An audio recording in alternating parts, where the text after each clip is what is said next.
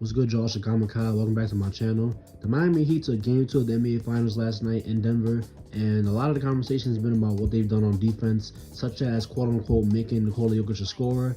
But really, they won this game through the offense and just really stressing out the defense of the Denver Nuggets. And of course, they did do some things, they did change some things on defense, and they did do some things well on defense. And I'm going to show you some of those things, but it was mostly the offensive end that really won the Miami Heat this game. So let's, look into it. In game one, Jamal Murray was able to get off a lot easier because of the matchup they had on him. And in game two, they were able to just, switch some of those matchups. They brought Kevin Love into the starting lineup to be on Aaron Gordon so they wouldn't have to, kind of battle it out with him on the inside with smaller defenders. And when they did that, that allowed, Jimmy Butler to be able to guard Murray. And as we're seeing right here, Murray in game one was able to kind of take advantage of his matchups. And with the way the pick and roll coverage was different without Jimmy there, he, was able to, kind of attack Bam in kind of a drop head situation. When Jimmy was guarding him, they were switching it a lot more, and that was kind of just taking away Murray as like, an operator out of the pick and roll. So that was something that, Miami did that was really good. But, as we see here, Jamal Murray was just having his way with a lot of guys. And here he gets a tough fadeaway right there. And he was just doing a lot of things in game one that he wasn't able to do in game two. As we see in game two, Jimmy is now on him. He's able to slide through screens easily, and he's able to just, kind of stay more attached to Jamal Murray, and that's just, a big thing that they did on defense.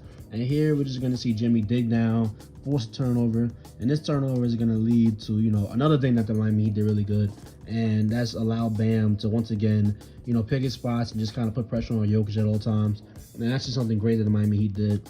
But, the Miami Heat, they began the game, and it was really just Bam just kind of going to work. And Bam was, doing really good, attacking Jokic, putting constant pressure on Jokic. And this was just, him putting Jokic in the high pick and roll, really Spoelstra putting Jokic in the high pick and roll. And this is just a way for them to get easier looks. And, it's going to be MPJ tagging. It's going to be Aaron Gordon tagging. So when you have guys like that tagging, it's better than, going up against the biggest guy on the court. I just see Bam's going to slip right by here because Jokic is not quick enough to help on ball and then recover to the roller. And then we just see that a lot throughout these clips. So it's just going to be him, Jokic is up too high, and Bam attacking the tagger. So this is just really great stuff from Bam. And Bam, once again, he's just going to kind of, roll back around. Jokic is engaged with the ball handler, and this leaves Bam with, a lot of space to just get off good looks. And we see right here, Bam's just going to flip the screen on the handoff. Jokic is really high, and then he's able to, walk into a mid-range shot. Kind of a decent contest from MPJ, but at the same time, it's a little late. But just great stuff from the Miami Heat. And here, this is really emphatic. MPJ is late on the roll. Jokic is really high in the pick and roll, so nobody's guarding the rim anymore. So Bam is able to get the wide open dunk. And that's just, part of the greatness that the Miami Heat did on offense yesterday. But also in the first quarter, it was Max Strus really torching him up as he's able to walk into a wide open triple right here. And the way they were guarding him was as if they didn't know he could shoot. As you see, he's going to ghost the screen right here, flare out to the corner, knock down the wide open three. Just the Heat are really good at, having their shooters in motion and just putting a lot of pressure on the defense. Once again, he's going to ghost the screen and flare out to the corner. And you would think by this point that, the Denver Nuggets would be like, we should probably, keep track of him. But no. And here, KCP, one of his many mistakes last night, he was just too far over, for a shooter like that. And then he let the shooter knock down the shot, which is, inexplicable. But it wasn't just Strus, it was also Gabe Vincent. Here, he just, it takes advantage of some miscommunication between KCP and Murray, and then he's able to just knock down the mid-range shot. And then on his next play, once again, he's being a ball handler, and he kind of gets tangled up with Murray. He's able to step back and knock down the shot. And just, Gabe Vincent just being the scorer that he was last night was really, really huge for Miami Heat. Here, we're just going to see him, just kind of wait patiently. He's just going to step out to the three-point line, knock down a three-point shot. Great rebound there, by the Miami Heat. But he was just such a great ball handler, such a great shooter. He puts Murray in jail there and is able to knock down the floater. Just, great stuff from a guy that you don't really expect to be your lead scorer. And then on this play right here, we're just going to see him, flare out to the corner once again, get the pass from Jimmy, knock down the three-point shot. Great stuff. On this next play right here, he, did a great job of staying, off ball. He relocates to make the pass easier for Jimmy, and then he's able to knock down the three after the pass from Jimmy Butler. Just great stuff overall from Gabe Vincent and Miami shooters overall. Just, really, really great play.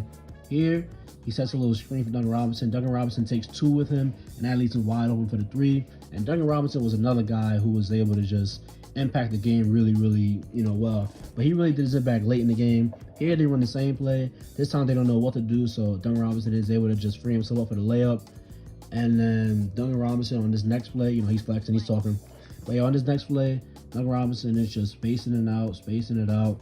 And then here, pump fake, get Murray in the air, wide open 3. He's going to knock that down more times than not. Just great stuff from the shooter. And on this next play, it's going to be Duncan Robinson once again.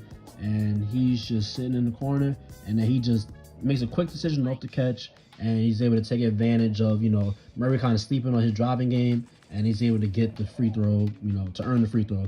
Here it's going to be a handoff. Jeff Green, hand down, man down. He should know the rules by now. That's too much space for him. And this is just some of the inexplicable defensive mistakes that, Denver was making last night. And this is a big reason why the Miami Heat were able to squeeze out this win. And then here, on these plays, this just shows like the great pressure that, Miami was running. They ran a lot of zone late in the game. And, some of these plays, obviously, Denver was still able to score kind of well, but a lot of these plays, some of these bang plays are just really, really good. As you see, they're just helping a lot. They're fronting Jokic a lot, sending a lot of pressure to Jokic. And Jokic is seeing multiple bodies. And, they're just be able to, get out and contest really well. And the Miami Heat are just a really, really tough team. Here we see them, impress. That takes a lot of time off the clock. And, they're just, putting the pressure on everybody. And they force a rare turnover from Jokic. This is just really, really great stuff from the Miami Heat. Here we just see them pressing once again. And just look at the way they're battling against Jokic. And then when Jokic is, beats his first matchup, he has a second body waiting for him. Just the kind of defensive pressure you really need to see. And on the final play, Jimmy Butler gets a really good stop right here. Although it was a good step back from Jamal Murray. He was able to get the stop anyway. But, a lot of the adjustments the Miami Heat made in the game 2 yesterday were on the offensive end. And I wouldn't even call them adjustments. It was really just their shooters were playing better. But, putting Kevin Love in the starting lineup, it took away the Aaron Gordon mismatches because in game 1, Aaron Gordon was able to go off for like 12 in the first quarter. In this game, Kevin Love played, really better defense on him. And then that allowed, Jimmy Butler and Bam Adebayo to, kind of shut down the Jokic-Murray two-man action. So, those adjustments have been really good. I don't believe the Miami Heat I don't think they found out some crazy secret or anything like that. I just think they're a really, really good cohesive team with a lot of great shooting, a lot of, good offensive scheme. And they just made a lot of good improvements that just won them the game yesterday. But yeah, if you stayed in this video, thank you. Don't forget to like, comment, and subscribe. And I'll see you on the next one.